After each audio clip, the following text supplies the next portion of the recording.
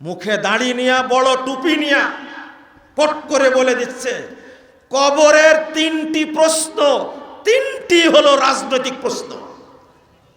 বলছে না মার রব্বুকা, মানে তুমি কোন আইন মেনে চলেছো, ওমা দীনুকা, তোমার দল কোনটা ছিল, ওমার নাবিয়ুকা, তোমার নেতা কে ছিল।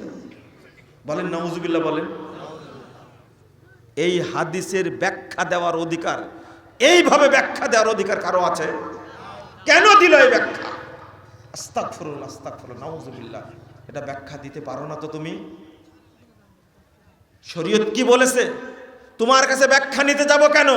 আমি সাহাবায়ে কেরামের কাছে ব্যাখ্যা নেব, নবীর কাছে ব্যাখ্যা নেব, আল্লাহর কাছে ব্যাখ্যা নেব, না পারলে তাবেঈদের কাছে ব্যাখ্যা নেব, তাও না পারলে আমি তাবেঈদের কাছে ব্যাখ্যা নেব। তোমার কাছে ব্যাখ্যা নিতে যাব কেন? যদি কোরআনের কেউ অপব্যাখ্যা করে, আল্লাহর চেয়ে, রাসূলের চেয়ে, সাহাবীদের চেয়ে, তাবেঈদের চেয়ে বেশি বুঝে, এ আর মুসলিম থাকবে না, এ কাফের হয়ে যাবে। শেষ একটু বলি, আগে একটু মনোযোগ দিয়ে শুনবেন নি তো আপনারা? আল্লাহ রাব্বুল আলামিন বলছেন 137 নম্বর আয়াত সূরা বাকারা, ফাইন আমানু বিমিসলি মা আমানতুম বিহি ফাকাদ ইহতাদাও। আল্লাহ সাহাবীদের লক্ষ্য করে বলছেন, তোমরা যেভাবে ঈমান এনেছো, তোমরা যেভাবে শরীয়ত বুঝেছো, তোমরা যেভাবে শরীয়তকে মেনে চলছো, ঠিক এইভাবে যদি অন্যরাও মেনে চলে, ফাকাদ ইহতাদাও, তাহলে তারাও হেদায়েত পাবে। ওয়াইন তাওয়াল্লাও, তারা যদি এইটা থেকে মুখ ফিরিয়ে নেয়, এই শর্ত যদি মেনে না নেয়, ফাইন্নামা হুম ফি শিকাক, তাহলে তারাও গুমরাহির মধ্যেই থাকবে। মুসলিম দাবি করলে হেদায়েত পাওয়া যাবে না। ফাকাদ ইহতাদাও, হেদায়েতের প্রথম শর্ত হলো কুরআন এবং সুন্নাহ ওইভাবে বুঝা, যেভাবে বুঝেছেন রাসূলুল্লাহ সাল্লাল্লাহু আলাইহি ওয়াসাল্লাম, যেভাবে বুঝেছেন সাহাবায়ে কেরাম, যেভাবে বুঝেছেন তাবেঈনে যান। কথা কি মনে থাকবে?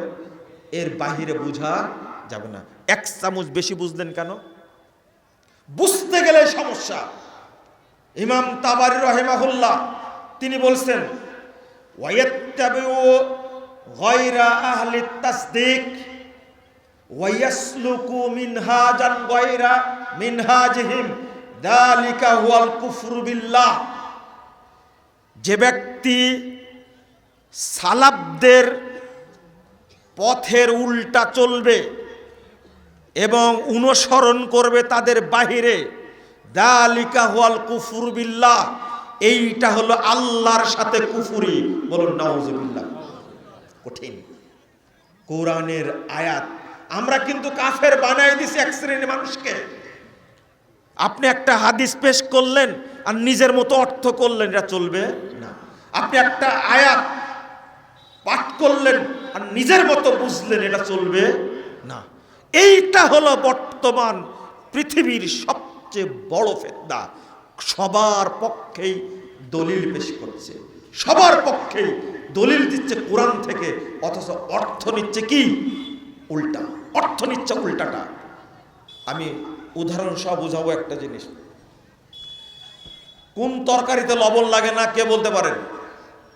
উত্তর দেন। কোন তরকারিতে লবণ লাগে না? হ্যাঁ, দুধে নাকি লবণ লাগে না? মাশাআল্লাহ। দুধ কি তরকারি আপনার এলাকায়? হ্যাঁ, কেউ উত্তর দিবেন না? লবণ ছাড়া কোন তরকারি রান্না করা হয়? হ্যাঁ, পায়েস, তাই না? মাশাআল্লাহ। শোনেন, একজন এখান থেকে বলল যে কোনো তরকারি হবে না। উত্তর কিন্তু এটাই। মহিলাদের দরকার আছে তাহলে প্রোগ্রামে, তাই না? ওদেরকেও জিজ্ঞেস করবেন মা বোনরা কি বলে যে কোন তরকারি লবণ ছাড়া হয়। শোনেন, আমি একটা জিনিস বুঝাতে চাই, আমি বুঝানোর জন্য বললি, ঠিক শরীয়তের যত বিষয় আছে কোনো বিষয় মানহাজ ছাড়া গ্রহণযোগ্য না। আপনারা বলবেন ঘটনা কি, জীবনে মানহাজের কথা শুনিনি? হ্যাঁ, আজ থেকে 15-16 বছর আগে বক্তব্য দিয়েছি আকীদার উপরে। কিসের উপরে? আকীদা। 45 মিনিট খুতবা দিয়েছি, সালাত ছেড়ে করে আমি ইমামের কামরায় বসে আছি। তো মানুষ যাচ্ছে আর বলছে এত সময় আকিকার বক্তব্য দিল, কিন্তু গরু জবাই করতে হবে না, ছাগল জবাই করতে বলে কিছুই বলল না। আপনি কি বুঝতে পারছেন? আমি বলেছি আকীদা আর শুনেছে কি কি আকিকা। আমি আজকে বলছি মানহাজ, মাযহাব বলিনি। কি বলেন তো, মানহাজ না মাযহাব? মানহাজ এটা কোরআনের ভাষা, এটা কোরআনের ভাষা। 48 নম্বর আয়াত সূরা মায়েদা, আল্লাহ রাব্বুল আলামিন বলেছেন লিকুল্লিন জাআলনা মিনকুম শিরআতাও ওয়া মিনহাজা, আমরা তোমাদের প্রত্যেককে শরীয়ত দিয়েছি বা মানহাজ দিয়েছি। শরীয়ত হলো আল্লাহ প্রদত্ত, আর এই শরীয়ত কিভাবে মানতে হবে এই নীতির নাম হলো মানহাজ। মানহাজবিহীন শরীয়তের কোনো কিছু আমল করা যাবে না, কোনো কিছু চলবে না। আকীদা বড় না মানহাজ বড়? মাল ফারকু বাইনাল আকীদা ওয়াল মানহাজ। মনে রাখবেন, মানহাজ হলো শরীয়তের মূল, আকীদাটাকেও মাপতে হবে মানহাজ দিয়ে, তাওহীদকেও মাপতে হবে মানহাজ দিয়ে, সালাতকেও মাপতে হবে মানহাজ দিয়ে। মানহাজ হলো দাড়ি পাল্লা, মনে থাকবে। মানহাজ হলো তুলাদণ্ড যাকে বলে, এইটাকে মাপতে হবে। আপনি মানহাজটাকে কিভাবে নেন, ওই মানহাজের আলোকে, কোষ্টি পাথরের আলোকে যাচাই করার নাম হলো মানহাজ। মানহাজ শব্দের আসল অর্থ হলো জান্নাতের পথ। কিসের পথ? জান্নাতের। সিরাতে মুস্তাকিম বুঝেন তো? সিরাতে মুস্তাকিম মানহাজ মানে, আর এই শব্দের অর্থ হলো নীতি। আপনি একটা হাদিস অনুবাদ করলেই বুঝতে পারবেন। রাসূল সাল্লাল্লাহু আলাইহি সাল্লাম একদিন বলছেন, 2641 নম্বর হাদিস, আমার বানী ইসরাঈলরা বিভক্ত হয়েছিল 72 দলে। সাতাফতারিকু উম্মতি আলা সালাসাতি ওয়া সাবিনা মিল্লাহ, আমার উম্মত বিভক্ত হবে খুব তাড়াতাড়ি 73 দলে। কয় দলে? কুল্লুহুম ফিন্নার, 73 দলের সবগুলোই জাহান্নামে যাবে, ইল্লা মিল্লাতা ওয়াহিদা, একটি ব্যতীত 72 দলই জাহান্নামে যাবে। আমার উম্মত বিভক্ত হবে 73 দলে, আমার উম্মত বিভক্ত হবে 73 দলে। এরা কিন্তু অমুসলিম একজনও নাই, মুসলিমদের কথা বলেছেন রাসূলুল্লাহ সাল্লাল্লাহু আলাইহি সাল্লাম। উম্মত দুই প্রকার, একটা উম্মতের দাওয়া। আমি একটা বলছি যে এই দলটি কোন দল? অলুমান হিয়া ইয়া রাসূলুল্লাহ, সাহাবীরা প্রশ্ন করলেন এই জান্নাতি দল কোনটি? রাসূল সাল্লাল্লাহু আলাইহি সাল্লাম একটা উত্তর দিলেন। উত্তরটা কি? মা আনা আলাইহিল ইয়াউমা ওয়া আসহাবি, আমি এবং আমার সাহাবীরা আজকের দিনে যে নীতির উপরে আছে, যে মানহাজের উপরে আছে, এই মানহাজ যারা ফলো করবে তারাই জান্নাতে যাবে। বলেন আলহামদুলিল্লাহ। আমরা রাসূল সাল্লাল্লাহু আলাইহি সাল্লাম সাহাবীদের মানহাজ ছাড়া কারণ নীতি মানি না।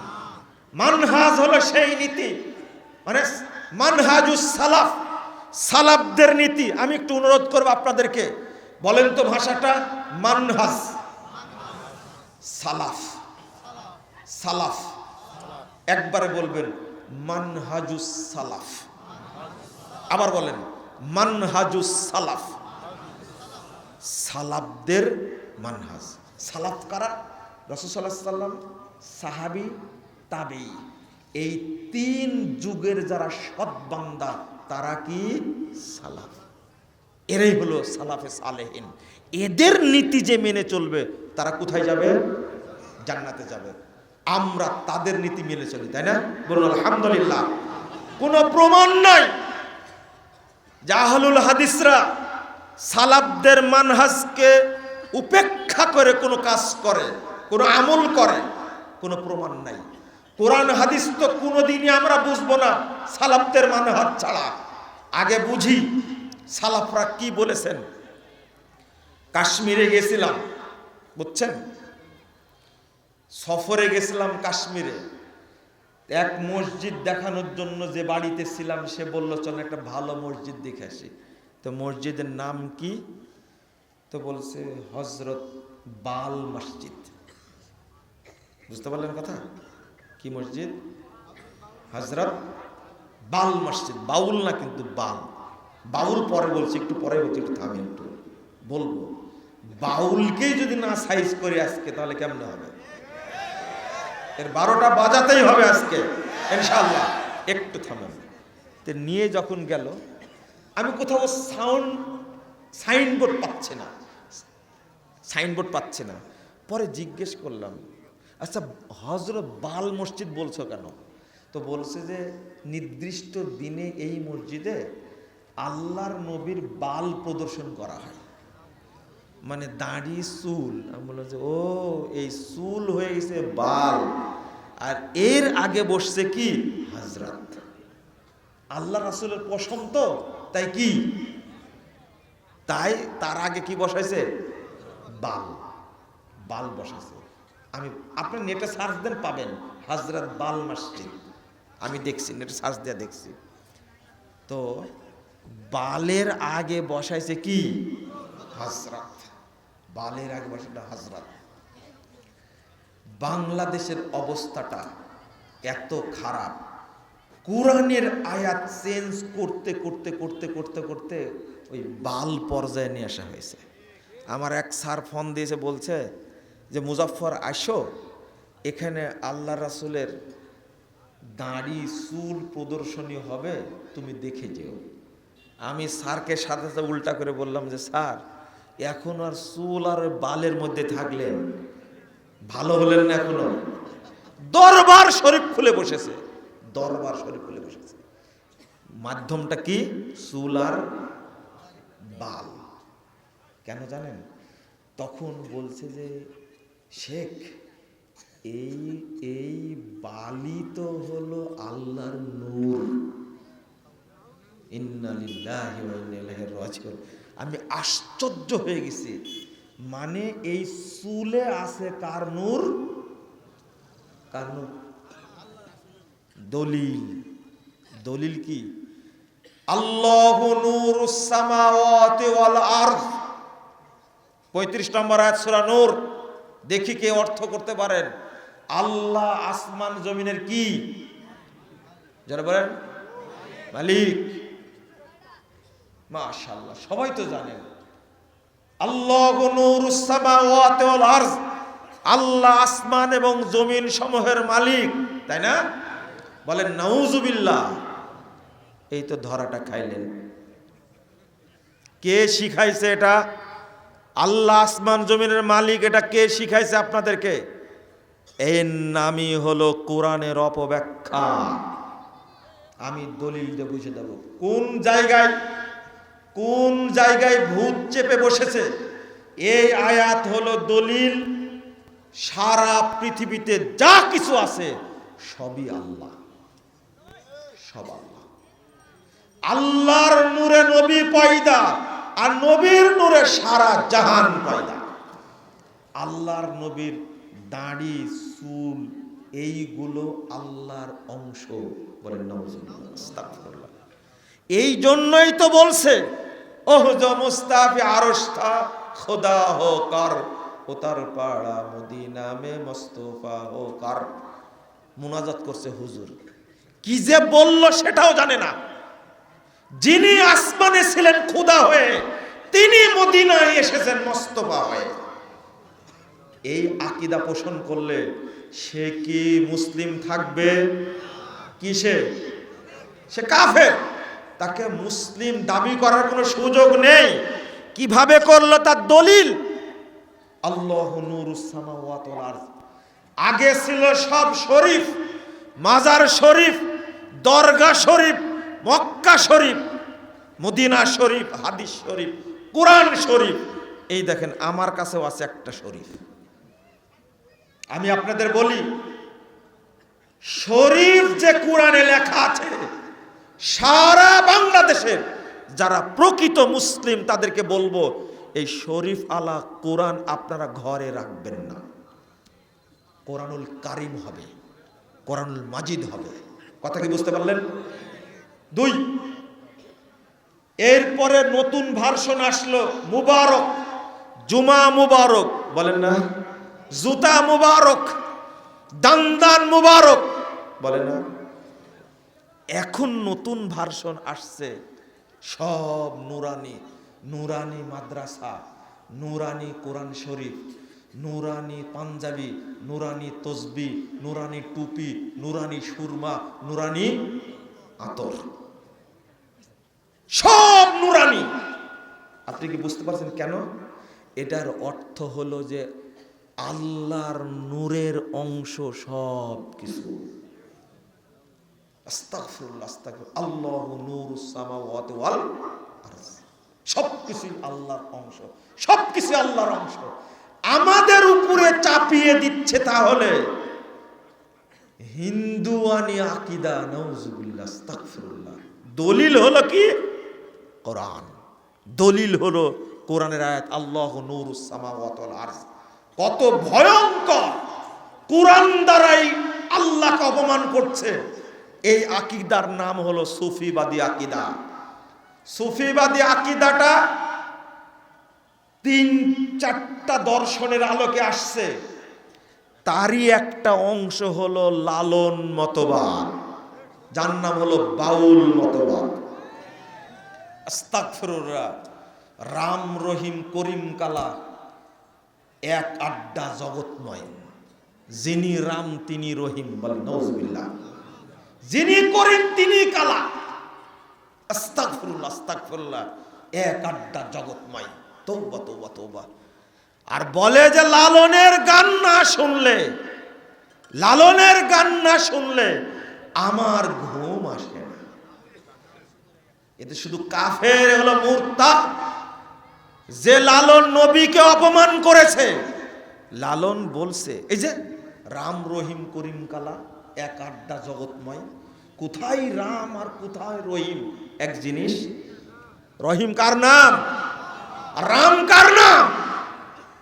তুমি হতভাগা মুসলমান। তুমি মুসলিমদের ঘরে জন্মগ্রহণ করে, মুসলিম দেশে মানুষ হয়ে, মুসলিমদের খাবার খেয়ে তুমি আল্লাহকে অপমান করো, কখনো তুমি মুসলমান হতে পারো না। তুমি কাফের হয়ে গেছো। বাউলের পক্ষে কথা বলো তুমি। দুইটা একই, কোনো পার্থক্য নাই। যারা বলে সবকিছুই আল্লাহ, হরির উপরে হরি, হরি শোভা পায়, হরিকে দেখিয়া হরি হরিতে লোকায়। এটা কাদের আকীদা? হিন্দুদের আকীদা না? সবকিছুই হরি। আর মুসলিমরা বলছে আকার কি নিরাকার সেই রব্বানা, আহমদ আহাদ হলে তবে যাই জানা। আহমদের কি মিমের ওই পর্দাটিরে উঠিয়ে দেখলে মন, দেখবি সে তাই বিরাজ করে আহাদ নিরঞ্জন। নাউজুবিল্লাহ, আস্তাগফিরুল্লাহ। আহমদ কার নাম? বলেন কার নাম? মুহাম্মদ সাল্লাল্লাহু আলাইহি ওয়াসাল্লামের নাম। আহাদ কার নাম?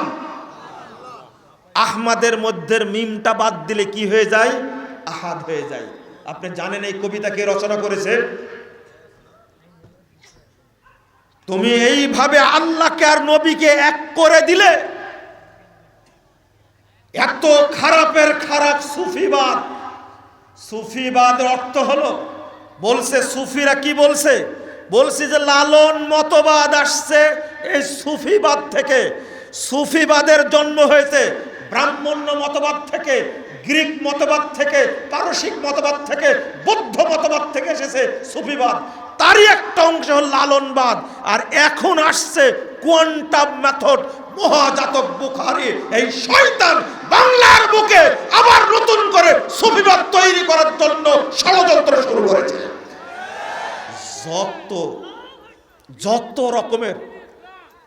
যত রকমের ধান্দাবাজি সবগুলো মানুষকে কাফের বানানোর জন্য, সব কাফের বানানোর জন্য।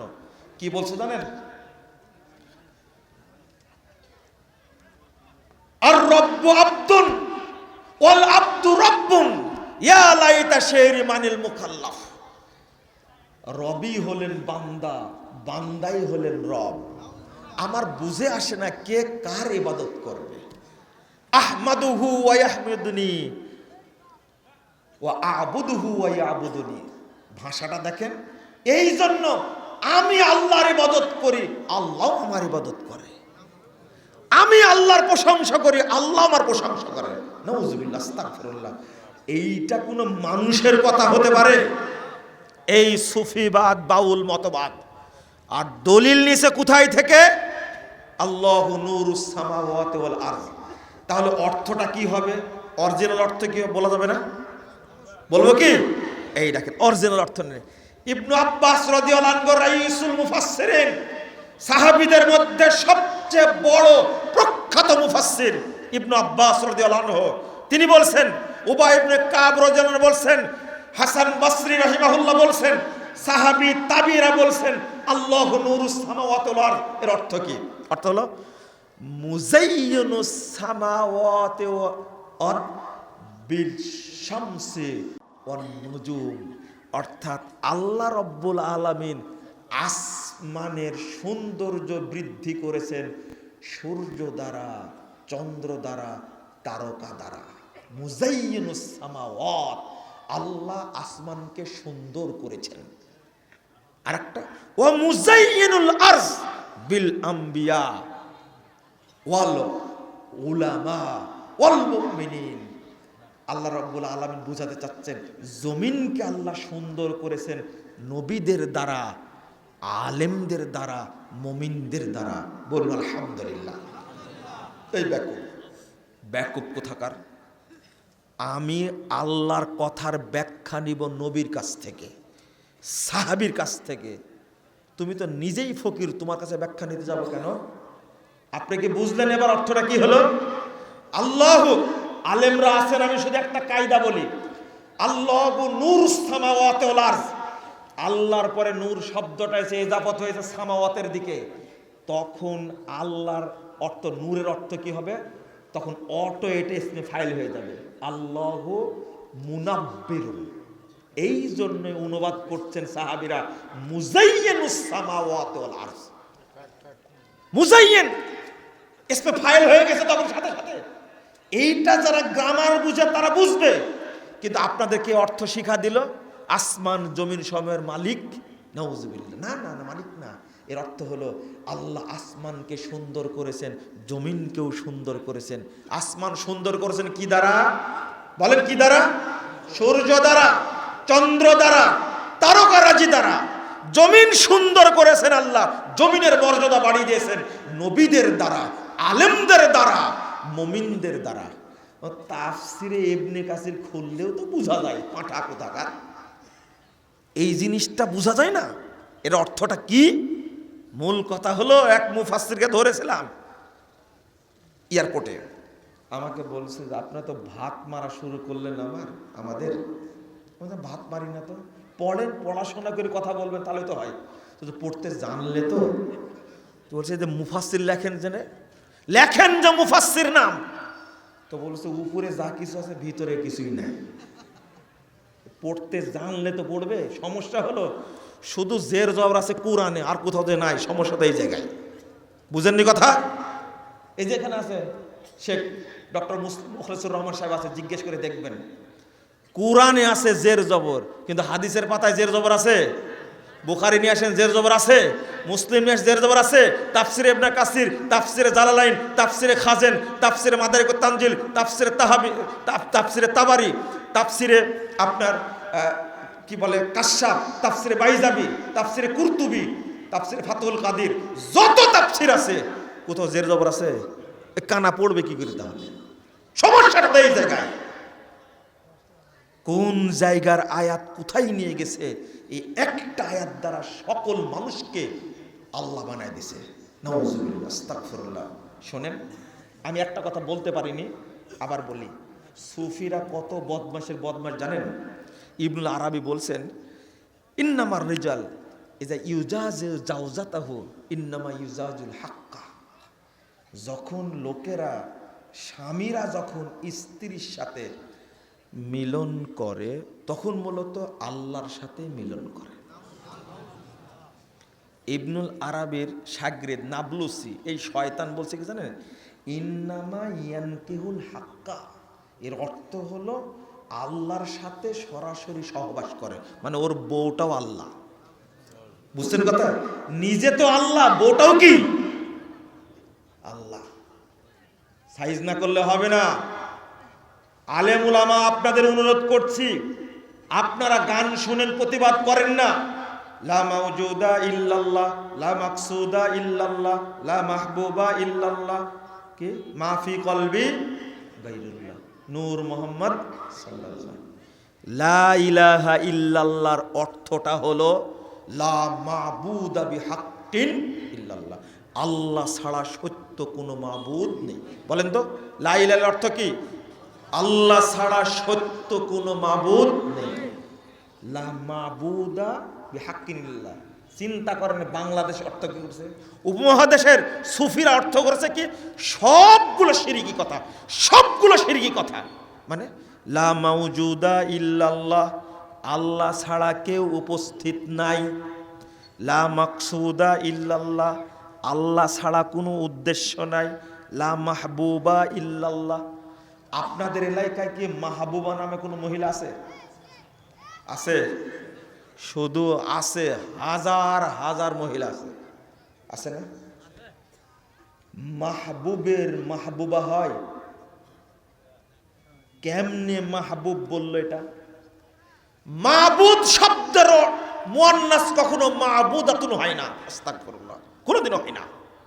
আলেম উলামা আপনাদের বলছি, অনুরোধ করছি, ওই যে লা ইলাহা ইল্লাল্লাহ তারকিব করেছেন না, লা ইলাহা মাওজুদুন গায়রুল্লাহ তারকিব করেছেন, এটা হলো উপমহাদেশের সুফিবাদী তারকিব। এই তারকিব হারাম তারকিব। আমার উস্তাদদেরকে আমি বুঝাইছি, এই অনুবাদ করা যাবে না। সাহাবীরা অনুবাদ করছেন লা মাবুদা বিহাক্কিন ইল্লাল্লাহ, আল্লাহ ছাড়া সত্য কোনো মাবুদ নেই। এটা নিলেন না কেন? এটা তো সাহাবীরা বলেছেন, ইমাম তাবারি উল্লেখ করেছেন, ইবনে কাসির উল্লেখ করেছেন, ইমাম কুরতুবী উল্লেখ করেছেন, সবাই উল্লেখ করেছেন। ওইটা আপনি নিলেন না কেন? উপমহাদেশে এসে সেটা হলো কি করে? লা মাওজুদা ইল্লাল্লাহ, লা মাহবুবা ইল্লাল্লাহ, লা মাকসুদা ইল্লাল্লাহ, মাফি কলবি গায়রুল্লাহ। কেন হলো? এই গান বলা হারাম। উদ্দেশ্য হলো সব কিছুকে কি বানানো? আল্লাহ বানানো। বলছিলাম লালন সম্পর্কে, তাই না? লালন সম্পর্কে বলা যাবে না? আল্লাহ রাব্বুল আলামিন বলছেন, আগে বলেনি, ওমা ইউমিনু আকসারুহুম বিল্লাহ ইল্লা ওয়া হুম মুশরিকুন, 106 নম্বর আয়াত সূরা ইউসুফ। আল্লাহর প্রতি ঈমান আনা সত্ত্বেও অধিকাংশ মানুষ মুশরিক। এই আয়াতে আল্লাহ অধিকাংশ মানুষকে মুশরিক বলছেন। একটু আমার দিকে লক্ষ্য করবেন দয়া করে। আল্লাহর প্রতি ঈমান আনা সত্ত্বেও, অর্থাৎ নামাজ পড়া সত্ত্বেও, রোজা রাখা সত্ত্বেও, হজ করা সত্ত্বেও অধিকাংশ মানুষ কি? মুশরিক। 1। 2 নম্বর সূরা রুম 8 নম্বর আয়াত আল্লাহ বলছেন, ওয়া ইন্না কাসীরাম মিনান নাস বিলিকাই রাব্বিহিম লাকাফিরুন।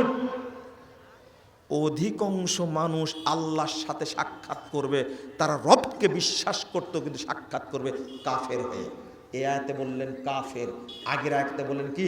মুশরিক। মুশরিক। শোনেন, রাসূল সাল্লাল্লাহু আলাইহি ওয়াসাল্লাম বলছেন, ইয়াতি আলান নাসে জামান, মানুষের সামনে একটা যুগ আসবে, একটা কাল আসবে, একটা সময় আসবে, ইয়াসতামিউন ওয়া ইয়াসাল্লুনা ফিল মাসাজিদ। ওই যুগটাতে মানুষ দলে দলে মসজিদে যাবে, সালাত আদায় করবে, সব মসজিদ মুসল্লি দ্বারা ভর্তি থাকে, পূর্ণ থাকবে। ওয়ালাইসা ফীহিম মুমিন, কিন্তু কোন মসজিদে খুঁজে একজন ঈমানদার পাওয়া যাবে না। কথা কি বুঝলেন? আবার শোনেন, আল্লাহ রাসূল বলছেন, যে এমন একটা সময় আসবে মসজিদ ভর্তি মুসল্লি থাকবে, কিন্তু কোনো মসজিদে কি পাওয়া যাবে না, একজন ইমানদার পাওয়া যাবে। মুসল্লি আছে কিন্তু কি নাই, ইমানদার নাই। নামাজ ঠিকই পড়ে কিন্তু অজু, তাই না? অজুবিহীন নামাজ পড়ে, কবুল হবে? নামাজ পড়ে কিন্তু ইমান নাই, বেঈমান। এরা কারা? এদের যদি ভাগ করতে যান আজকে, এরা কারা? আর একটা হাদিস বলি, 2219 নম্বর হাদিস। রাসূল সাল্লাল্লাহু আলাইহি ওয়াসাল্লাম বলছেন, তিরমিজির মধ্যে এসেছে, লা তাকুমুস সাআহ হাত্তা ইউবআসা হাত্তা তালহাকা কবাইল মিন উম্মতি বিল মুশরিকিন ওয়া হাত্তা ইয়াবুদুল আওসান। সাহাবীরা শুনে রাখো, কিয়ামত ততদিন হবে না যতদিন আমার উম্মতের বহু দল, বহু কাফেলা মুশরিকদের সাথে মিশে না যাবে। ও হাত্তা ইয়াবুদুল আওসান, যতদিন আমার উম্মতের লোকেরা মূর্তি পূজা না করবে ততদিন কিয়ামত হবে না। আজকে বাংলাদেশের মানুষ যত আছে অধিকাংশই হলো মাজার পূজারী, কবর পূজারী। যারা মাজার পূজা করে, পীর পূজা করে, কবর পূজা করে, তারা মুসলিম না, তারা কাফের। কথা পরিষ্কার। এক। 2 নম্বর আকীদাগত দিক যদি বলি, যারা বিশ্বাস করে আল্লাহ সর্বত্র বিরাজমান, তারা মুসলিম না, তারা কাফের। কথা আমার না। যারা বিশ্বাস করলে আল্লাহ নিরাকার, তারা মুসলিম না, তারা কি? কাফের। যারা বেনামাজি, নামাজ পড়ে না, বলে ঈমান ঠিক আছে, এই হারামখোরকে বলবো আর জুতাও ঠিক আছে। যারা বেনামাজি তারা মুসলিম না। তাহলে ওমা ইউমিনু আকসারুহুম বিল্লাহ ইল্লা ওয়া হুম মুশরিকুন। আল্লাহকে বিশ্বাস করে কিন্তু তারা কি? মুশরিক। তারা কি? মুশরিক। আস্তাগফিরুল্লাহ, আস্তাগফিরুল্লাহ, নাউজুবিল্লাহ। আপনি কি বুঝতেছেন বলেন তো দেখি? সালাত আদায় করবে কিন্তু মুশরিক, সালাত আদায় করবে কিন্তু কাফের। আমরা সালাত পড়ি না, আমাদের অবস্থাটা কি হবে? ঠিক ভাগ করতে করতে কোথায় গেল? লালন। এই যে নামাজ পড়ে, সালাত আদায় করে, রোজা রাখে, কিন্তু লালনকে বিশ্বাস করে, তাই না? লালনের সূত্র হলো প্রেম ভাজা। প্রেম ভাজা বুঝেন তো? প্রেম ভাজা। লালনের দর্শন হলো, একটু বলতেই হয়, আপনার একটু অন্তত ঘৃণা করে, আপনার মধ্যে যেন ঘৃণা হয় একটু। প্রেম ভাজা বলে কাকে জানেন? আস্তাগফিরুল্লাহ। বাউল মানে কি? আরবিতে বাউল মানে পেশাব। বাউল মানে কি? পেশাব। যদিও গবেষকরা বলছে বাউলটা আসছে বাল থেকে, বাল একটা মূর্তির নাম, বাল থেকে, তো বিশ্লেষণটা সঠিক না। আর কেউ বলতে বাউর থেকে, মানে উদ্ভট্টি, মাতাল, তার থেকে বাউল আসছে। না না না না, বাউল মূলত পেশাব থেকে এসেছে। আমি বলছি পেশাব থেকে এসেছে। মানে প্রেম ভাজা তৈরি করেছে মহ ঔষধ। তারা কি দ্বারা জানেন? আপনি নেটে সার্চ দিলে পর প্রেম ভাজা পাবেন। সেটা হলো মুত। মুত বুঝেন? মুত কি? আপনি পেশাব বলেন না মুত বলেন? মায়ের ভাষাটা বলেন আগে। আপনার ছেলেকে কি বলেন? এই যা মুতি আই, বলেন না? আপনার বন্ধুকে বলে তারপরে একটু মুতা চাপছে, মুতে নিয়ে, বলেন না? থামেন, আমি মুতের কথাই বলছি। আজকে অত ভদ্র হওয়ার দরকার নাই, পেশাব বলার দরকার নাই। লেখছে মূত্র। মূত্র, মুত পায়খানা। কটা হলো? 2টা। আরেকটা হলো রজ। রজ মানে কি জানেন? মাসিকের রক্ত। এই যে বলতেছি, যাক আপনারা বুঝে গেছেন। তাও আর একটা হলো সাধন। সাধন মানে কি জানেন? মাসিকের রক্ত হলো রজ, আর সাধন। এই হারামখোর বাউলদের ভাষা কিন্তু পৃথক, ভাষা কিন্তু। এইটা হলো মিলনের পূর্ব মুহূর্তে মহিলাদের যোনি থেকে নির্গত এই তরল পদার্থর নাম হলো সাধন। সময় গেলে সাধন হবে না, খাটাস কোথাকার। আস্তাগফিরুল্লাহ, আস্তাগফিরুল্লাহ। আপনাদের কেন বলছি, এই চারটা জিনিস নিয়ে ওরা তৈরি করে প্রেম ভাজা। এইটা হলো তাদের মোহ ঔষধ। এইটা খেলে সব ওষুধ ভালো হয়ে যাবে। আস্তাগফিরুল্লাহ। আমি যে বললাম বাউল মানে মুত, এবার কি বোঝা গেছে কোন জায়গায় ধরছে? লতা সিদ্ধি শোনেন, ওয়াজ তো প্রতিদিনই শোনেন, কিন্তু ওয়াজ কিছু শোনার দরকার। ওয়াজ আপনাকে আমি ধুয়ে দিব, কিন্তু লালন সম্পর্কে আমার পড়াশোনা আছে আজ থেকে আরো 20 বছর আগে। লালনের তথ্য আমার কাছে আছে, সব তথ্য আমার কাছে আছে, এমনকি গাড়ির মধ্যে আছে। যদি বলতে নিয়ে আসেন দেখাবো, কিন্তু গাড়ির মধ্যে আছে। আমি কি বলতে চাচ্ছি বুঝেন, রেফারেন্স ছাড়া কথা বলি না। লালনের ভক্তরা বলছে আমাদের ধর্ম আলাদা, আমাদের নবীও আলাদা। লেখছে আমরা বলি লা ইলাহা ইল্লাল্লাহ, লালন রাসূলুল্লাহ। তোমার শরম হবে কোন দিন, যাদের নবী আলাদা, যাদের ধর্ম আলাদা, যারা মূর্তি পূজা থেকে এসেছে মানুষকে মুশরিক বানানোর জন্য। কি ওরে মন গুরু ভোজনা, গুরু বিনে মুক্তি পাবি না। গুরু নামে আছে খোদা, যিনি গুরু তিনি খোদা। যিনি গুরু তিনি খোদা। এটা যদি লালনের ভাষা হয়, তোমার কতবার তওবা করা লাগবে। মানুষের সামনে উন্মুক্ত ভাবে আগে কালেমা শাহাদাত পড়ে আবার ইসলাম গ্রহণ করতে হবে। তার আগ পর্যন্ত তুমি কাফের থেকে যাবে, তুমি মুরতাদ থেকে যাবে। লালনের পক্ষে তুমি কথা বলো, তুমি মুসলমানের বাচ্চা।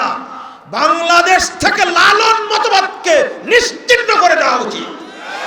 থাকতে পারে না, এটা লালন মতবাদ থাকবে না দেশে। তুমি নবীকে নিয়ে কটূক্তি করলে কেন? আল্লাহকে নিয়ে কটূক্তি করলে কেন? আর যারা রাজনীতি করেন আপনারা, আজকে ভোটের ভয়ে ভোট পাবেন না বলে আল্লাহকে অপমান করা সত্ত্বেও, নবীকে কটূক্ত করা সত্ত্বেও, কোরআনকে কটূক্ত করা সত্ত্বেও আপনারা মুখে কোনো পেটে বসে আছেন, কথা বলেন না। জনগণ আপনাদের ভোটও দিবে না, ইনশাআল্লাহ ভোট দিবেন আপনাদের। অত সহজ উন্মুক্ত বলেন আগে লালনের বিচার হতে হবে যারা আল্লাহকে অপমান করেছে। বলুন আগে, আপনি যেই হন না কেন, বলেন না কেন আপনি কোন পণ্ডিত এসেছেন। আমরা দেখেছি অনেক স্বৈরাচার, অনেক পণ্ডিত দেখেছি সেনাবাহিনী দিয়ে এরশাদ চালিয়েছে, শেষ পর্যন্ত এরশাদকেও জেল খাটতে হয়েছে। আর একটাকে দেখলাম দীর্ঘ 18 বছর যাবত রাজত্ব চালাচ্ছ, দেশে টিকতে পারেনি, পালিয়ে বেঁচেছেন না। মুসলমানদেরকে দাম না দিয়ে ক্ষমতায় কেউ টিকে থাকতে পারবে না ইনশাআল্লাহ। এই আমাদেরকে ধোঁকা দিয়ে নাস্তিকদের পুষে ক্ষমতায় বেশি দিন টিকে থাকা যাবে না। মুসলিমরা এখন সজাগ আছে, আমাদের সাথে আপনাদেরকে একমত হওয়া লাগবে। কোরআন এবং সুন্নাহ হবে বাংলাদেশে আগামী দিনের সংবিধান।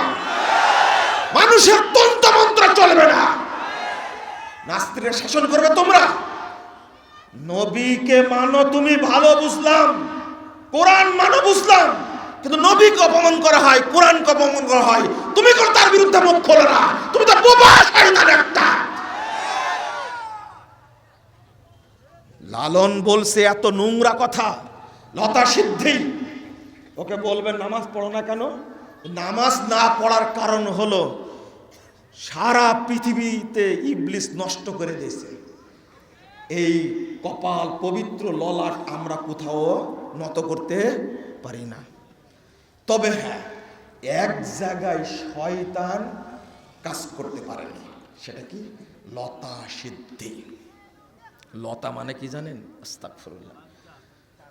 লতা শব্দের অর্থ, অনেক মহিলার নাম আছে না লতা, এর কিছু জানে না। লতা মানে মহিলাদের যোনিপথ। এইটা লালনের পরিভাষা। ওই জায়গায় শুধু শয়তান সেজদা দিতে পারেন না। আমাদের নীতি হলো মহিলাদের যোনিপথ ব্যবহার করা, এটাই হলো লতা সিদ্ধি। এটা সহ্য করতে পারবেন আপনি? কোন মুসলমান পারবে? আমাদের মা বোন নাই? এই অপবিত্র এই মুরতাদগুলো আজকে লালনের গানকে বাস্তবায়ন করার জন্য চেষ্টা চালাচ্ছে। তোমার লজ্জা নাই, শরম নাই? তুই পড়ো না কেন? পড়লেই তো পাবে, তুই পড়ো না তো। তুমি মূর্খ, তুমি লালন সম্পর্কেও জানো না, জাতীয়বাদ সম্পর্কে জানো না, তুমি ধর্মনিরপেক্ষ মতবাদ সম্পর্কে জানো না, কমিউনিজম সম্পর্কে জানো না, তুমি গণতন্ত্র সম্পর্কে তুমি জানো না, তুমি খালি ফাল পড়ো নিজের মতো করে। আগে পড়াশোনা করো। আগে 2 ক্লাস পড়াশোনা করেনি, যা ইচ্ছা তাই বলে। লালনের উপরে লেখা বইগুলো যদি কোনো মুসলমান পড়ে, ও 2 কান ধরে তওবা করে ইমাম সাহেবের কাছে এসে, আমি ভুল করেছি, আমাকে মাফ করে দেন। কি পরিমাণ অপমান করেছে লালন আল্লাহকে। আর তুমি লালন ভক্ত মানে তুই মুরতাদ। আস্তাগফিরুল্লাহ, আস্তাগফিরুল্লাহ। শুধু তাই, বেহেশতকে নিয়ে, জান্নাতকে নিয়ে কটূক্তি করেছে। জান্নাতের দুধের নহর আছে না, পানির নহর আছে, মধুর নহর আছে, আছে না? আল্লাহ নবী সাল্লাল্লাহু আলাইহি সাল্লাম বলছেন, এগুলো তৈরি করে আসছে। দুধের নহরগুলো এত স্বচ্ছ পরিষ্কার। হারামখোর লালন বলছে, এইগুলোই, এই নহরগুলোই সেইগুলো, এই অল্প বয়সী মহিলার যে ঋতুস্রাব, এই ঋতুস্রাব হলো জান্নাতের নহরের খাবার। একে ক্ষমা করবেন আপনি কোনোদিন? তাহলে আপনি জানেন না তথ্য। ভ্রান্তির বেড়া জেলে একামতি দিন বইয়ে বহু আগে লিখছি, এবার আমরা বিস্তারিত ধুয়ে দিছি। এবার খুব তাড়াতাড়ি প্রকাশ পাবে ইনশাল্লাহ। বিস্তারিত ধুয়ে দিছি, কেউ টিকতে পারবে না ইনশাল্লাহ। লালন মতবাদটাকে তাড়াতেই হবে বাংলাদেশ থেকে, তাড়াতেই হবে। কেন? এটা নিষিদ্ধ করাই লাগবে। এটাকে কাদিয়ানীদের বিরুদ্ধে সংগ্রাম যেমন করি, লালনের বিরুদ্ধেও সংগ্রাম চলবে। কাদিয়ানীরা মুসলিম না কাফের? সন্দেহ আছে? যদি কারো সন্দেহ থাকে, কাদিয়ানী কাফের না। যদি কারো সন্দেহ থাকে, সে কি? কাফের। অনুরূপ ভাবে যে সন্দেহ করবে লালন ভক্তরা, কাফের না কাফের না, ও নিজেও কাফের হয়ে যাবে, কাফের হয়ে যাবে। আস্তাগফিরুল্লাহ, আস্তাগফিরুল্লাহ, নাউজুবিল্লাহ। বন্ধুরা আমার, আমি আপনাদের অনেক কথা বলতে গিয়ে মূল কথাটা ছিল যে কোরআন এবং সুন্নাহ আমরা বুঝবো যেভাবে বুঝেছেন রাসূল সাল্লাল্লাহু আলাইহি ওয়াসাল্লাম এবং সাহাবায়ে কেরাম। মনে থাকবে তো ইনশাআল্লাহ? একটা উদাহরণ দিয়ে শেষে অনুমতি দিলে দেব। একটা উদাহরণ। আমি অনুরোধ করবো আপনাদেরকে বেশি বুঝতে যাবেন না। যতটুকু বুঝেছেন রাসূল সাল্লাল্লাহু আলাইহি ওয়াসাল্লাম, সাহাবায়ে কেরাম, ততটুকুই বুঝতে হবে। এই বাহিরে বুঝতে গেলে কুফরি। যেমন কাদিয়ানীরা কাফের হয়ে গেছে কি কারণে? ওরা বুঝেছে নিজের মতো, তাই না? কি নিজের মতো বুঝেছে? ওরা বুঝেছে যে মা কানা মুহাম্মাদুন আবা আহাদিম মির রিজালিকুম ওয়ালাকির রাসূলুল্লাহি ওয়া খাতামান নবিয়্যিন। মুহাম্মদকে তারা নবী মানে, কিন্তু শেষ নবী মানে না। এই আয়াতটার অপব্যাখ্যা করেছে। মুহাম্মদ আংটিওয়ালা নবী, শেষ নবী না। নাউজুবিল্লাহ। শুধু এই বুঝটা বুঝার কারণে তাদেরকে আমরা কি বলেছি? কাফের। কি বলেছি? কাফের বলেছি। যে একটা অপব্যাখ্যা করার কারণে ওরা কিন্তু বলে মুহাম্মদ নবী, তবে শেষ নবী না। এতটুকু অপব্যাখ্যা করেছে। আর বলছে এইটা মানে আংটিওয়ালা নবী। আজকে যারা আমরা হাজারো আয়াতের অপব্যাখ্যা করছি, তাদের কি হবে? ওদের সার্টিফিকেট একটা, আমাদের সার্টিফিকেট কয়টা হবে? তাহলে প্রমাণ হলো কোরআনের অপব্যাখ্যা করলে মানুষ কি হয়ে যায়? কাফের হয়ে যায়। আপনারা নিজেরাই কাফের বলে দিয়েছেন তো, কাদিয়ানীদেরকে নিজেরাই কাফের বলে দিয়েছেন। আল্লাহ বলছেন ফিহি রিজালুন ইউহিব্বুনা ইয়াতাতাহহারু আল্লাহু ইউহিব্বুল মুত্তাহিরিন। সূরা তাওবা 108 নম্বর আয়াত। আল্লাহ বলছেন এই এলাকায় বেশ কিছু ব্যক্তি আছে, তারা পবিত্রতা হাসিলকে ভালোবাসে, আল্লাহও তাদেরকে ভালোবাসেন। এটা কোরআনের আয়াত না? কোরআনের আয়াত। এবার ব্যাখ্যা দিচ্ছে কি জানেন? পেশাব করার সময় আগে নিতে হবে টিস্যু অথবা ঢেল, না হলে তেনা, তারপরে 40 কদম হাঁটতে হবে, তারপর একটু নাচানাচি করা লাগবে, তারপরে কাশি দিতে হবে, একটু কুতাকুতি করা লাগবে। কারণ পুরুষের লজ্জা স্থানে অনেকগুলো স্টেশন আছে, এই স্টেশনে পেশাব বেঁধে থাকে। যুক্তিটা ঠিক না? এই কোরআনের আয়াত পড়ে ব্যাখ্যা দিল, কত সুন্দর ব্যাখ্যা। যদি পেশাবটা লেগে যায় কি সুন্দর করে বলছে, দেখছেন? লা ইলাহা ইল্লাল্লাহ আস্তাগফিরুল্লাহ আস্তাগফিরুল্লাহ বলছে আগে টিস্যু নিতে হবে, 40 কদম হাঁটতে হবে, ঢেল নিতে হবে, নাচানাচি করতে হবে। এবার শোনেন তো, এই আয়াতটা যার উপরে নাজিল হয়েছে তিনি কি বলছেন বলবো? 355 নম্বর হাদিস, ইবনু মাজার মধ্যে এসেছে। 3 জন সাহাবী থেকে বর্ণিত হাদিসটি। তাদেরকে চিনেন কিনা দেখেন তো। 1 নম্বর আবু আয়ুব আনসারী, জাবের বিন আব্দুল্লাহ, আনাস বিন মালিক। চিনেন 3 জনকে? চিনেন না? 3 জনই কোথাকার? মদিনার। 3 জনই মদিনার। আবু আয়ুব আনসারীর বাড়িতে প্রথম কি রাসূল সাল্লাল্লাহু আলাইহি ওয়াসাল্লাম গেলেন না? প্রথম তিনি বর্ণনাকারী। 2 জাবের বিন আব্দুল্লাহ, ওই সাহাবীর কথা বলছি যে সাহাবীর সাথে আল্লাহ রাসূলের সবচেয়ে ভালো সম্পর্ক ছিল। কার সাথে? জাবের রাদিয়াল্লাহু আনহুর সাথে। আর আনাস রাদিয়াল্লাহু আনহু হাদিসের রাবী, 10 বছরের খাদেম। কয় বছরের? 10 বছরের। 3 জন বর্ণনা করছেন হাদিসটা, একটু শুনেন। লাম্মা নাযালাত হাযিহিল আয়া, যখন আয়াতটা নাজিল হলো, 3 জন সাহাবী বলছেন, যখন আয়াতটা নাজিল হলো, ক্বালা রাসূলুল্লাহ সাল্লাল্লাহু আলাইহি ওয়াসাল্লাম ইন্নাল্লাহা ক্বাদ আসনা আলাইকুম ফিত তুহুর ফামা তুহুরুকুম। আচ্ছা শোনো,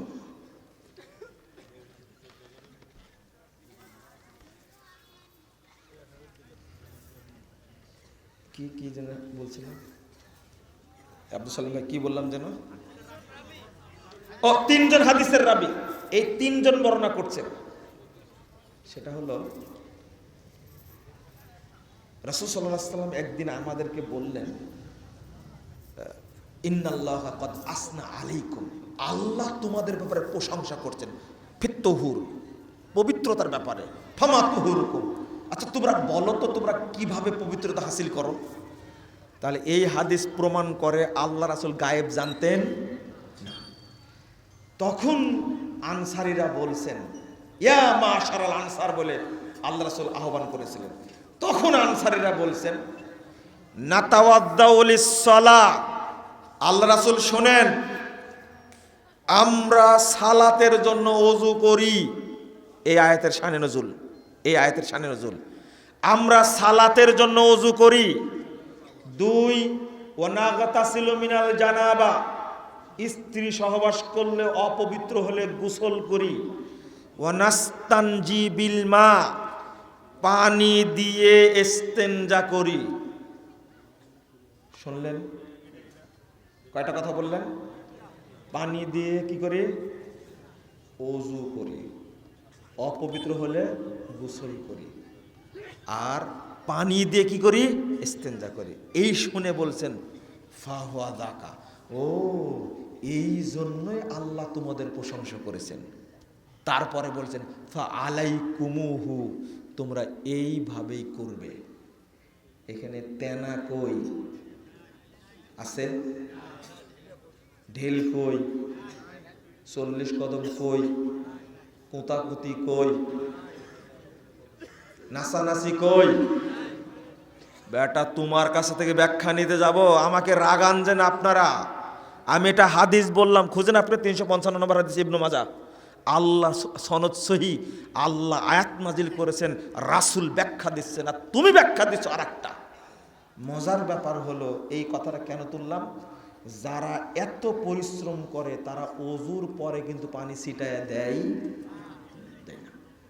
দেয় না। অথচ কেউ নিশ্চিত বলতে পারবে না আমি এত কিছু করার পরেও 1 ফোঁটা পেশাব বের হবে না, বলতে পারবে? এই গ্যারান্টি নেবে কে? মহান আল্লাহ জানেন, আমার বান্দারা যতই চেষ্টা করুক না কেন পেশাব একটু বের হবেই। এই জন্য আল্লাহ রাসূল বলছেন আতাহু জিবরিল, আল্লাহ নবী নিজেই বলছেন যে আমার কাছে জিবরিল আসলো, ফাআল্লামাহুল উযু, অতঃপর তাকে ওযু শিক্ষা দিল, ওয়াসসালা, সালাত শিক্ষা দিল।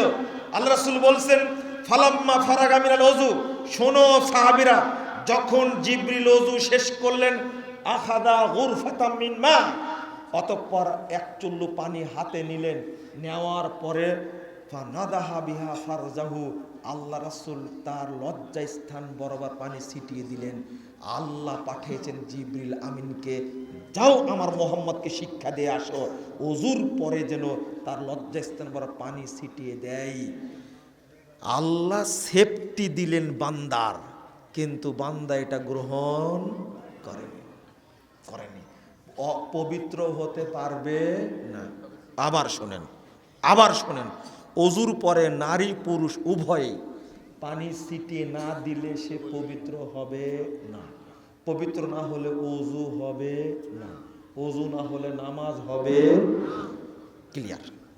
এই আয়াতটাকে কিভাবে 12টা বাজাচ্ছেন খেয়াল করছেন আপনারা? আল্লাহ যেন আমাদের বুঝার তৌফিক দান করে। আমি জানি আপনাদের মাঝে অনেক ত্রুটি আছে, অনেক ভুল আছে। এই ভুলের ব্যাপারে আপনাদের কাছে আমার নসিহত একটা, আপনি যদি ভুলের উপরে টিকে থাকতে চান তাহলে এক সময় আপনি নিজেই লজ্জাবোধ করবেন।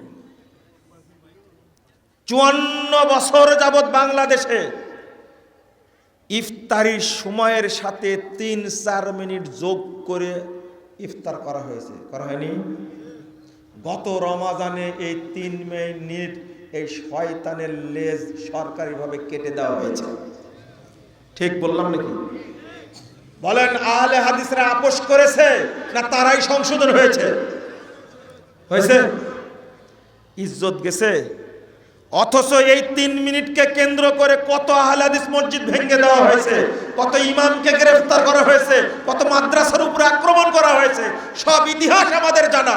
কিন্তু আল্লাহর রহমতে 54 বছর পরে হলেও এ দেশের মানুষ বুঝতে বলেন আলহামদুলিল্লাহ। শুধু তাই, দীর্ঘ 1150 বছর যাবত মক্কা মদিনায় চলছিল 20 রাকাত সালাত। চলছিল। এখন আছে? এখন নাই। যান উমরা করতে যান, যা দেখি আসেন, রমজান মাসে যাবেন, আছে কিনা। এত বছর ছিল, কিন্তু 13র পরে কমাতে পারেনি, 13র উপরে কমায় দিয়েছে। কেন বলেন? এত বছর ছিল 20 রাকাত তারাবি, 10 রাকাত করে 2 ইমাম পড়াতেন, ব্যাখ্যা আমরা অনেক দিতাম। কিন্তু আহলে হাদিসরা কি কোনোদিন এইটাকে মেনে নিয়েছে কোনোদিন? 20 রাকাতকে জায়েজ বলেছে। মক্কার আমল চেঞ্জ হতে পারে, কিন্তু আহলে হাদিসের আমল চেঞ্জ হয় না। কথা কি বোঝা গেল? যারা ফতোয়া দিয়েছে 20 রাকাত পড়া যাবে, পড়া যেতে পারে, মেও করে ফতোয়া দিয়েছে, আজকে তাদের কি অবস্থা?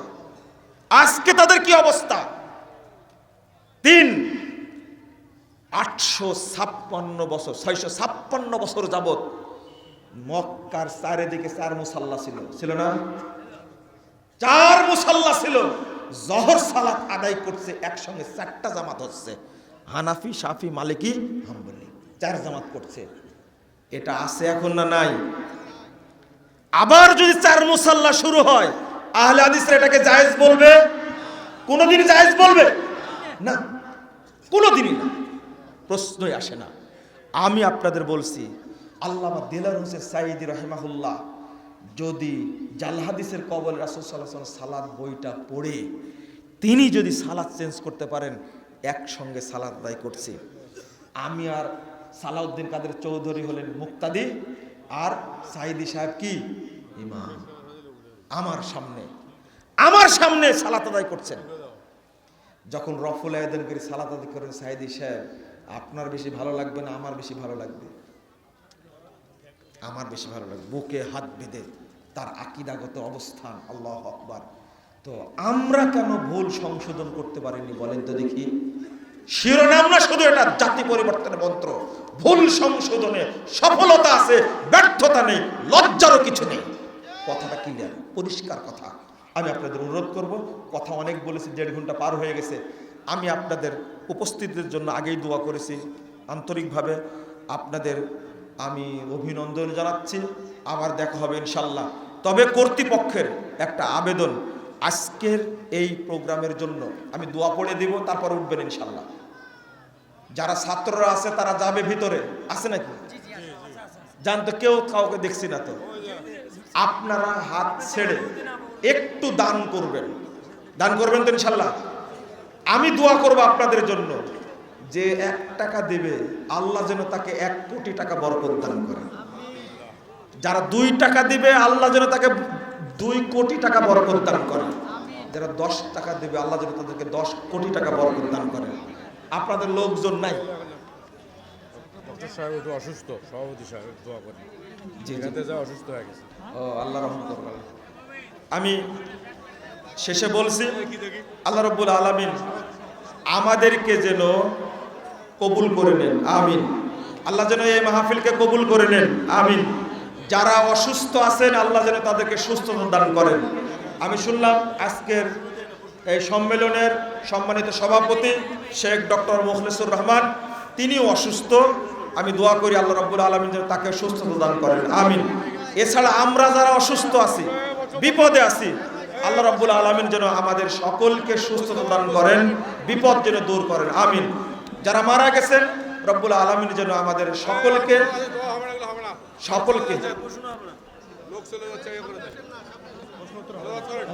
বলে দিছি আমাদের আল্লাহ রাব্বুল আলামিন আমাদের সকলকে যেন কবুল করে নেন, আমিন। আমি দোয়া